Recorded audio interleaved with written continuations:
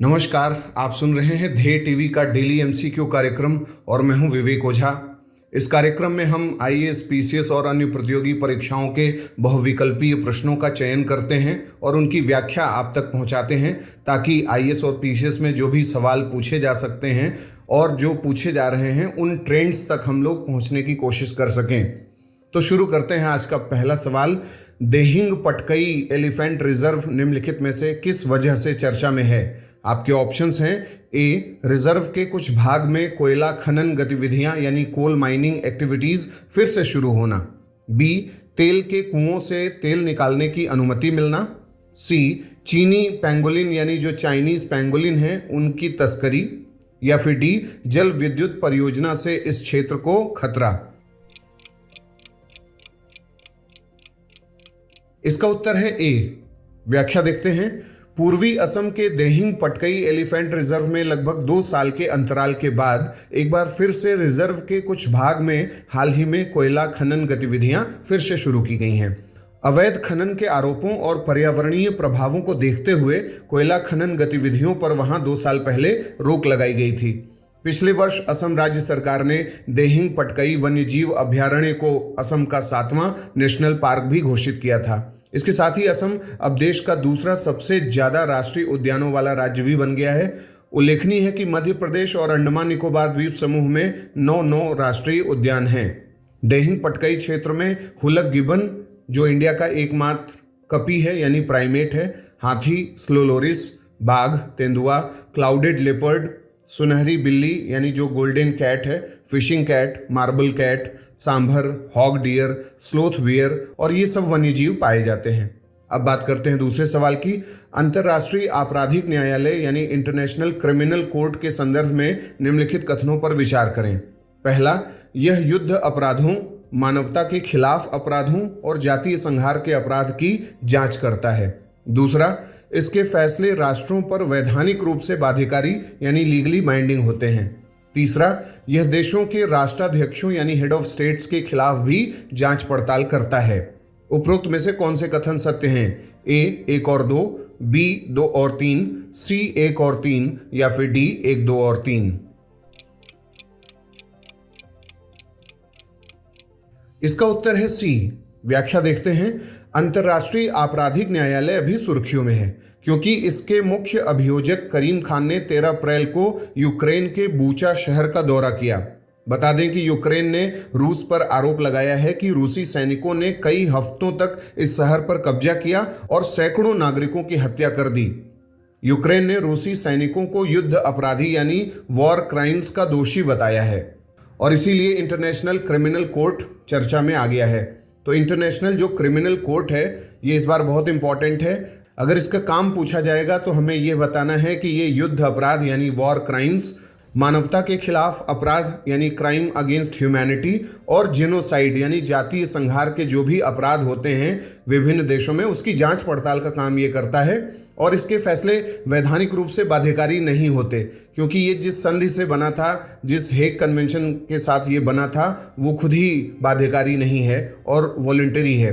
तो इसलिए भी, और ये जो राष्ट्राध्यक्ष जितने भी होते हैं जिनके ऊपर इस तरीके के आरोप लगाए जाते हैं तो उन पर अभियोग चलाने के लिए भी इस न्यायालय के द्वारा कार्यवाही की जाती है। अब बात करते हैं तीसरे सवाल की। महादायी नदी के संदर्भ में निम्नलिखित कथनों पर विचार करें। पहला, महादायी नदी को मंडोवी नदी के नाम से भी जानते हैं जो कर्नाटक की नदी है। दूसरा, महादायी नदी का उद्गम कर्नाटक के बेलगावी जिले में खानापुर से होता है। उपरोक्त में से कौन सा कथन सत्य है? ए, केवल 1, बी, केवल 2, सी, 1 और 2 या फिर डी, न तो 1 न ही 2। इसका उत्तर है बी। इसकी व्याख्या देखते हैं।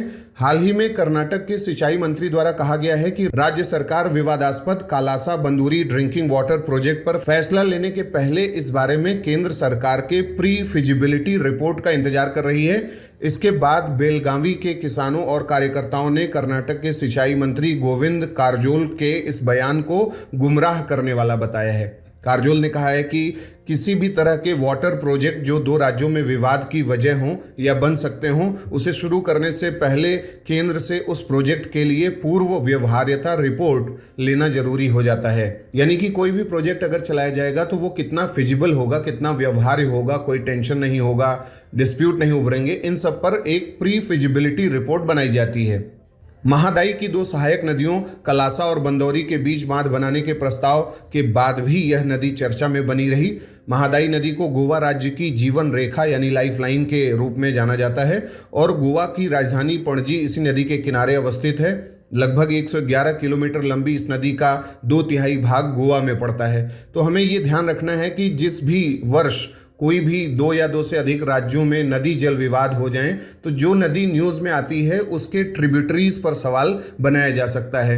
तो जैसे गोदावरी अगर मान लीजिए न्यूज़ में हो तो गोदावरी की सहायक नदियां पढ़ लें, अगर महादाई है तो महादाई की, या और भी जो भी विवाद में हो, कावेरी है या ब्रह्मपुत्रा है, इसके बारे में, और इन सब पर जो हाइड्रो इलेक्ट्रिक पावर प्रोजेक्ट्स वगैरह बनाए जाते हैं उनके बारे में भी पता कर लेना ठीक रहेगा। अब बात करते हैं चौथे सवाल की। श्रीलंका के संदर्भ में निम्नलिखित कथनों पर विचार करें। पहला, श्रीलंका में 13 और 14 अप्रैल को सिंहली और तमिल नववर्ष मनाया जा रहा है।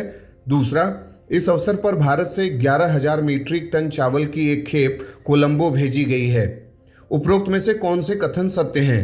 ए केवल एक, बी केवल दो, सी 1 और 2 दोनों, या फिर डी न तो एक न ही दो।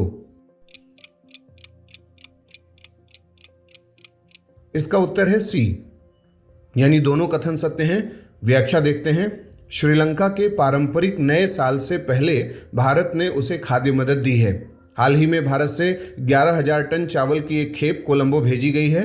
आर्थिक संकट का सामना कर रहे श्रीलंका के लिए भारत की ओर से ये मदद काफ़ी अहम मानी जा रही है। श्रीलंका में 13 और 14 अप्रैल को लोग सिंहली और तमिल नववर्ष मना रहे हैं। यह श्रीलंका के सबसे बड़े त्योहारों में से एक है। भारतीय उच्चायोग की ओर से जारी बयान में कहा गया है कि श्रीलंका के लोगों द्वारा नए साल के जश्न से पहले भारत से चावल की खेप कोलंबो पहुंच गई है, और भारतीय उच्चायोग ने कहा है कि पिछले एक हफ्ते में श्रीलंका को भारत की मदद के तहत 16,000 टन चावल की आपूर्ति की गई है। ये आपूर्ति आगे भी जारी रहेगी, जो भारत और श्रीलंका के बीच विशेष संबंधों को दर्शाता है। अब बात करते हैं आज के 5वें और अंतिम सवाल की। हाल ही में केंद्रीय मंत्रिमंडल ने सभी सरकारी योजनाओं में फोर्टिफाइड चावल के वितरण की मंजूरी किस वर्ष तक के लिए बढ़ा दी है? आपके ऑप्शंस हैं ए 2023 तक, बी 2024 तक, सी 2025 तक, या फिर डी अभी बढ़ाने का निर्णय नहीं लिया गया है। इसका उत्तर है बी। व्याख्या देखते हैं। भारतीय प्रधानमंत्री की अध्यक्षता में आर्थिक मामलों की मंत्रिमंडलीय समिति ने सभी सरकारी योजनाओं में फोर्टिफाइड चावल के वितरण को हाल ही में 2024 तक बढ़ाने का निर्णय किया है।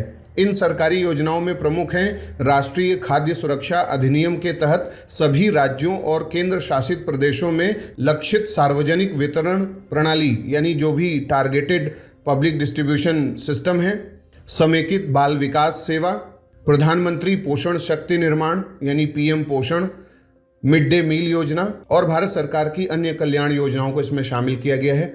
गौरतलब है कि प्रधानमंत्री ने अपने स्वतंत्रता दिवस के भाषण में चावल के फोर्टिफिकेशन की घोषणा की थी, और चावल के फोर्टिफिकेशन की पूरी लागत लगभग 2700 करोड़ रुपए प्रतिवर्ष भारत सरकार द्वारा वहन की जाएगी। यह फोर्टिफिकेशन देश के हर गरीब व्यक्ति को कुपोषण से मुक्ति और महिलाओं, बच्चों, स्तनपान कराने वाली जो महिलाएं हैं, लैक्टिकेटिंग वुमेन हैं, उनमें आवश्यक पोषक तत्वों की कमी को दूर करने के लिए पोषण प्रदान करेगा। और भारतीय खाद्य निगम और राज्य की एजेंसियों ने आपूर्ति और वितरण के लिए पहले ही 88.65 LMT फोर्टिफाइड चावल की खरीद कर ली है। तो ये था हमारा डेली MCQ कार्यक्रम। आपके 5 में से कितने सवाल सही हुए, कितने गलत, आप हमें कमेंट बॉक्स में बताएं। अगले MCQ के साथ जल्दी हाजिर होंगे। इजाजत दीजिए, नमस्कार।